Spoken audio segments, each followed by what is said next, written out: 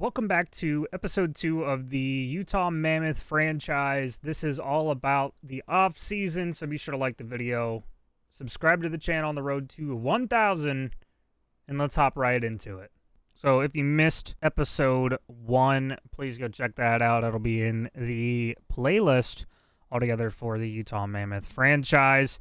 As you could probably realize, we did not make the playoffs. We were the worst team in the entire league. So now it's time to move on to the draft lottery. And it looks like we do, in fact, get the number 1 overall pick. I have watched a ton of franchise videos in the past few years of NHL. And if you finish last, it's almost guaranteed you're going to move down to like 5th. So I'm very thrilled with this. All right, so we do have the first pick coming up in the draft lottery. We could trade it away. That would be very silly of us. So let's go ahead and take a look at who retired and also the draft class. Honestly, I don't know any other decision besides going with Antropov, who is medium elite snipe potential. He is 17 years old, 189 pounds at 6'2". He shoots lefty. That is disgusting. We also have Marcus Korobov, which we could trade down to pick him up possibly if we wanted to really stack the defense. Or the scout recommendations are saying Stenberg and Belchets, which I don't know really what option I want to go. Truthfully, I'm thinking Stenberg or Antropov, but the scout rank does have these two guys at the number 1 and 2 players. So it's going to be rather hard to decide who we want to go to, if we want to stack our centers, or if we want to start looking on the defensive side of things. Through 53 games, Marcus had 3 goals, 11 assists, and he was a -6. His abilities are disgusting. Shutdown ability with heavy slap shot, great puck mover, and no weaknesses. Potential is elite, similar style to PK Subban. He is NHL ready. We have a tough decision because we also have Nikita Antropov, who is the CS ranking number 1 player, who had 54 games played and 22 points with a +6. His strengths are 200-foot game, magic hands, and skating. His shot is an A+, as well as puck skills. His senses, skating, and defense are an A, and his physicality is an A- with 0 weaknesses. He is listed as an NHL-ready center. He likes to dump in the scheme fit. He's a balanced cycle shoot, and he likes to block. He goes behind the net, so this is going to be a tough decision, especially when our top defenseman is Mikhail Sergachev, and he is 27 years old. He did get 50 points at a -25. We could get him a solid defensive partner instead of just having Sean Dursey out there. Or we can get more scoring capability, as we had one goal scorer even get close to 40, which was Clayton Keller. And then behind him was Genther, Cooley, McBain, and Barrett Hayton, who didn't even crack 20. We only had 4 goal scorers over the 20-goal mark. The retired players this year are Alex Pietrangelo, Shea Weber, Sherry Braun, and a bunch of others. Ryan Reeves does retire just shortly after he gets to San Jose. So let's hop right into the draft and see how we can do on this process, to see if we can jumpstart this rebuild. I think the easiest option here is to go with scoring capabilities. Nikita Antropov and Marcus are both NHL ready players. We need help on the D side, but I also feel like we need some more scoring power because we didn't really see a whole lot. But then once again, the D side of things really is something we need help with. So that is why, Marcus Korobov, you are a Utah Mammoth. Now what I'm going to do is I'm going to sim a couple of picks because I don't think we have another pick until 13. So we'll go ahead and sim forward again, and there goes Nikita Antropov. Should have expected that. All right, so we sim all the way to our 13th pick, and after Antropov went Belchets, Rubrick, Bennick, Preston, Lynn, Novotny. The Penguins took Artyukin, Pobazal, and Rudolph, and now it is our turn to go ahead and draft Let's see if we can potentially get a steal or somebody that is ready now. We don't have any elites at the very top. No one that's confirmed, that is. But we do have 2 top 6 forward medium potentials, including Rensfeldt and Armsden, who are centers and left winger. He's 6'2" winger, and he's a 6' center. I kind of really want to look at this guy here. 43 games played, +4, 11 points. It looks like he's pretty decent skill-wise, and then when you go to Armsden, he's not physical or anything. So we're going to actually go and take Rensfeldt here with the 13th overall pick. And hopefully we made a pretty solid choice there. And we get to round 2, and we're going to hopefully get another hidden little gem, but it doesn't appear that we will, considering all of these are not locked in. But Armsden is still there. I don't think we're going to take that shot on him. He still has 5 years till he's ready for the NHL. I want defensemen, truthfully. There's really no guaranteed top defenseman here, but Henry Saunders from USA West has a ±6, no points through 27 games played, but he's not physical and defensively. He's very weak with a 5-year ETA. I kind of want to see what we can get out of trading this pick here. We can trade the round 2 pick for Rasmus Andersson, 2027 round 3, and Bean. I like that, actually, because we can take Rasmus Andersson as like a helping stepping stone for the younger guys. Not really interested in any of these other picks, so I'm actually going to go ahead and take the Rasmus Andersson trade, if I'm being completely honest. Fucking Dubas giving me trash. I don't really need anything in this year's draft. 27 picks would be nice because we can stack them. I think I am going to end up taking this deal that I previously trashed Kyle Dubas for, because at least we're stacking picks, and hopefully we can progress those and trade up later on next year. It's looking like Columbus is trying to offload Olivier for a 6-year contract at $3 million for a round 3. He's 29 years old. He's a 4th-line forward. I don't know that I really want to lock ourselves in that long with a player that is $3 million and he's not a top player, even though he's going to choose some minutes. So we'll pass on that. All right, we sim up to our next pick, and maybe we can get lucky enough to find some hidden gems out here. Don't know how true that is going to be, especially when they have Armsden in the top 105, and I just don't see that out of him. Reese Hill, center. They have Rousseau as an 80. I'm just going to take a shot, not knowing much about him, and we're just going to take a shot at him. He's a bottom 6 medium potential and a 62 overall at this moment. Couple picks later, take a look at Yahir Thorburn. He's a sniper left winger, and he is top 9 medium potential, 65 overall. So we're just going to go ahead and pad the farm a little bit, get into the next round. Round number 3. Let's see, based off of the ranking where they have some of these guys, Brian Marsh, left winger. He's definitely been on the score sheet. He can definitely score. Potential is an AHL top 6. I don't like that, but we're going to go ahead and take a shot. We're going to do it. He is a sniper, top 9, low potential, 62 overall. The problem with this is we're going to end up taking a lot of whiffs at players that may never even see the NHL, or they surprise us and they just absolutely destroy. Mitchell Corazzini. We're going to take a shot at Armsden because he's just been sitting here and it could be worth it. He's a top 6 medium potential, but he's going to have a lot of time to grow because he's a 52 overall. And now I don't really need these last picks in the 3rd and 4th round. We can get Colorado's 2nd round in 2027. I feel like that is probably a good option. I feel like we're going to take this. Ooh, I'm dumb. I feel like we got to take this, a 4th and a 3rd for New York's 2nd in 2027. I don't think they're going to be fantastic, so that could be a good opportunity to grab a stud next year.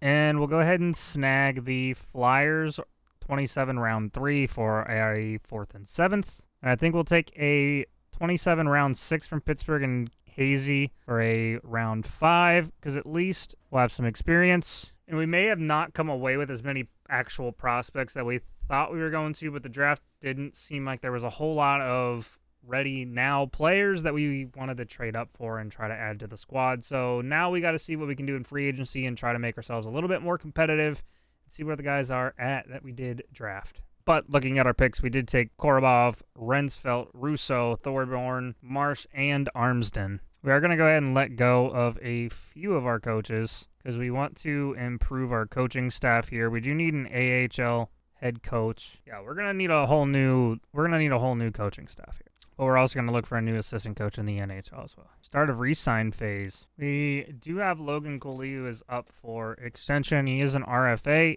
We're going to do everything we can to get him to come back. He wants $9.875 million at 7 years. Let's see if we can get him to go down to like 9.7 just to save ourselves some cap space. Maybe even 9.5. He doesn't look too upset about that, but we'll go ahead and send him a 9.5 on that. We definitely want to get Logan Cooley back. Rasmus Anderson, who we just traded for, isn't even going to be here, to be completely honest with you.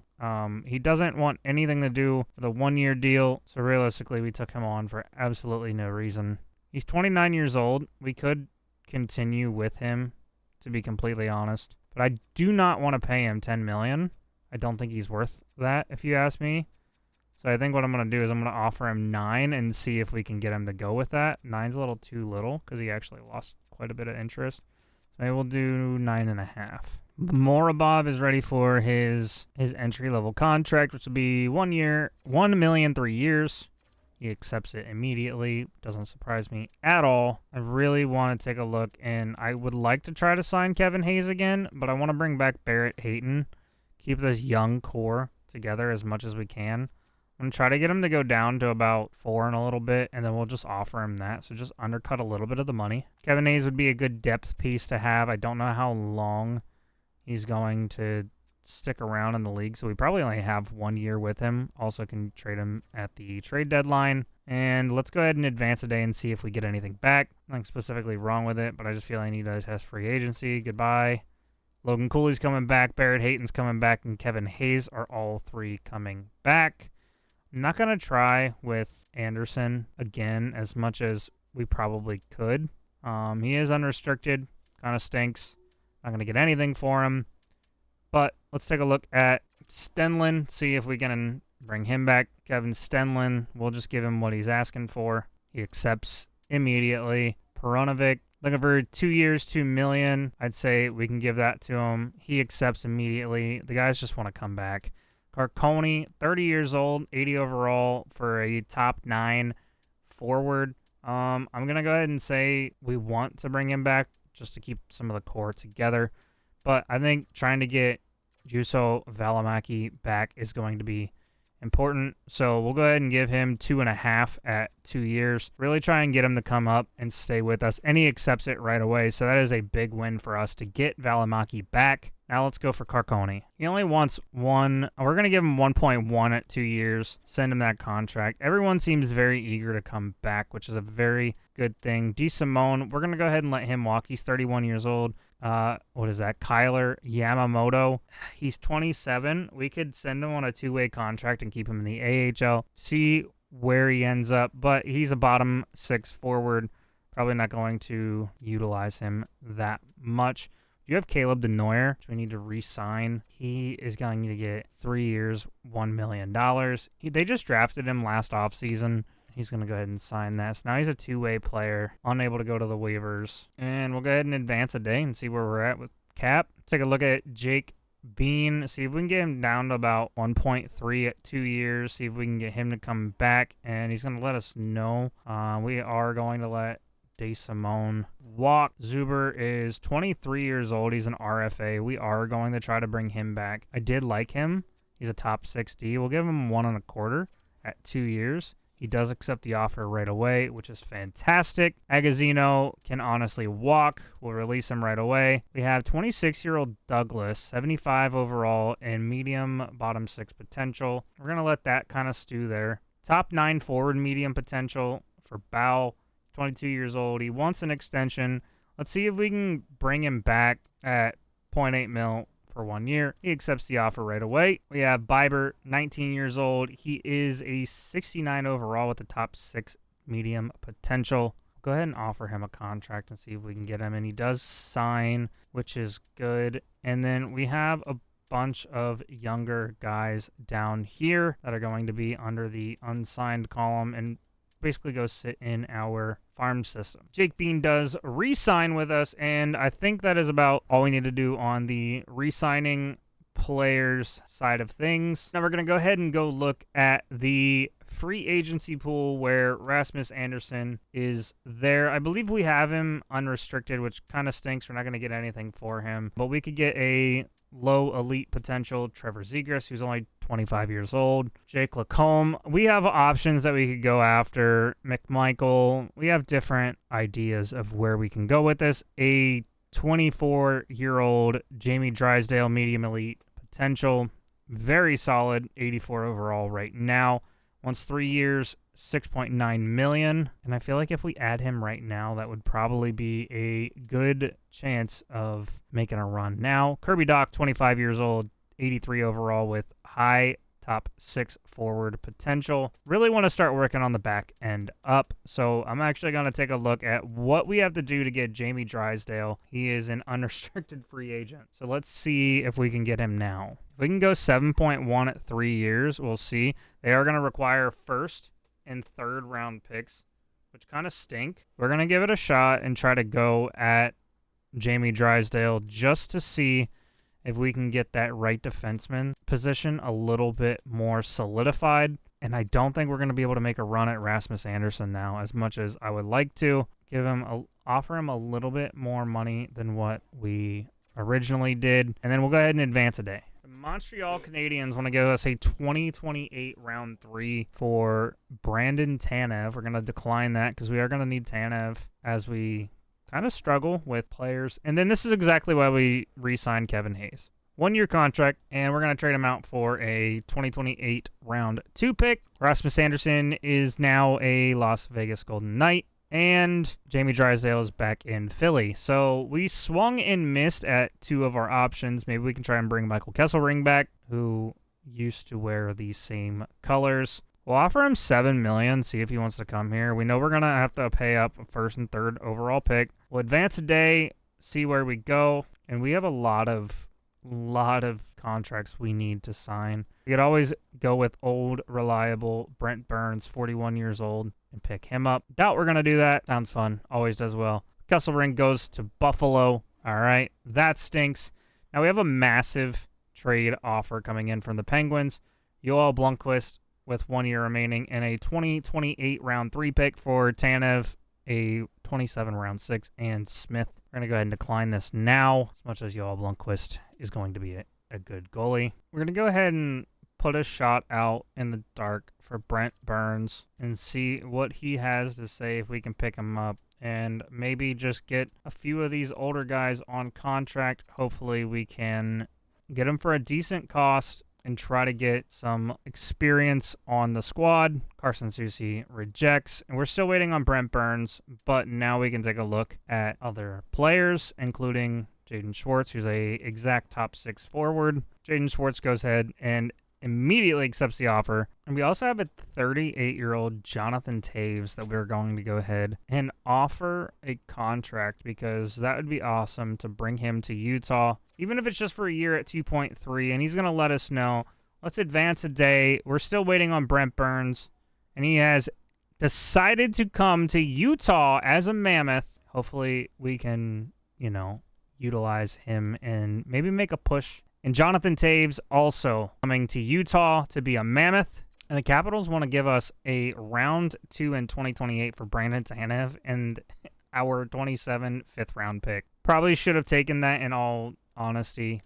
We have 11 contracts we need to pick up, and we only have about $11 million to play with. So unfortunately, we're going to end up having to pick up some contracts that maybe aren't exactly the best for us, but it's okay. Wrong Sebastian Aho. What a shame. I'm going to take a look at 37-year-old Lars Eller. He's looking for a 2-year contract. We'll give him 2.5 if we can get away with it. I know I just said we're trying to limit our spending, but it would be nice to have an experienced center, and once again, we can pawn him off if we can, I would say, in the near future. It's really going to be a matter of finding value in low cost like Kasperi Kapanen. He accepts our offer right away, and that's a new right wing center there. Stanley Cup winning champion AJ Greer.